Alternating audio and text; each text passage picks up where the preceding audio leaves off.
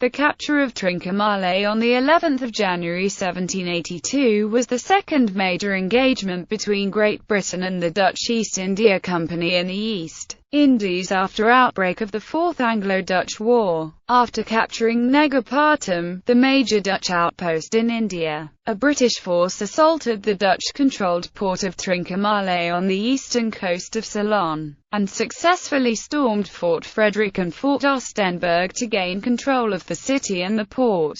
In gaining control of the port, they also captured the vessels in the port at the time. Background: following French entry into the American War of Independence in 1778, Great Britain moved rapidly to gain control over French colonial outposts in India. In December 1780, Britain also declared war on the Dutch Republic, citing Dutch trafficking in arms in support of the French and American rebels as one of the reasons. This news reached Willem Falck, the Dutch East India Company's governor of Trincomalee, early in 1781. In the summer of 1781, Lord Macartney arrived to take over as governor of Madras, and he brought news to the British outpost of the new war, and mobilized British troops to gain control over Dutch possessions in India and Ceylon. These troops first besieged the principal Dutch-controlled port of Negapatam, capturing it on the 11th of November 1781.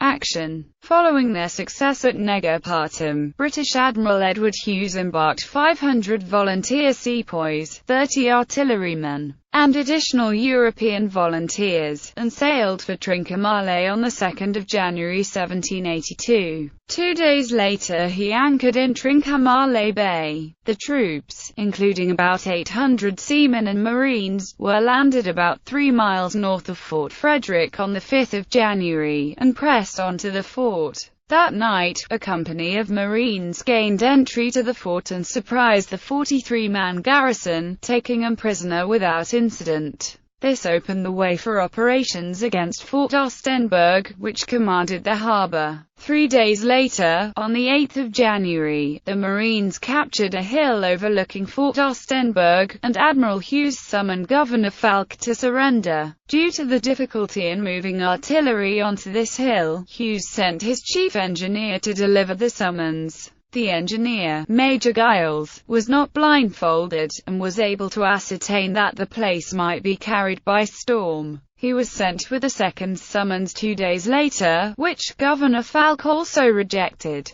Hughes accordingly ordered the assault to take place the next morning. The principal storming party consisted of 450 Marines and seamen, accompanied by some of the volunteers and seamen carrying scaling ladders. A party of Marines was able to penetrate the fort's embrasures and thus gained entry to the fort early on the 11th of January. After a brief battle, the garrison surrendered. Aftermath: Hughes garrisoned the two forts with companies of sepoys and a few artillerymen, embarked the troops and sailed for Madras. Upon his arrival there on the 8th of February, he learned that a French fleet had arrived in the area. This fleet, led by the Baillie du Suffren, went on to dispute British control over the seas off the Indian coast. In August 1781, Suffren took advantage of Hughes' absence from Trincomalee to recapture it. Hughes and Suffren fought one of their celebrated battles shortly after. On the 3rd of September,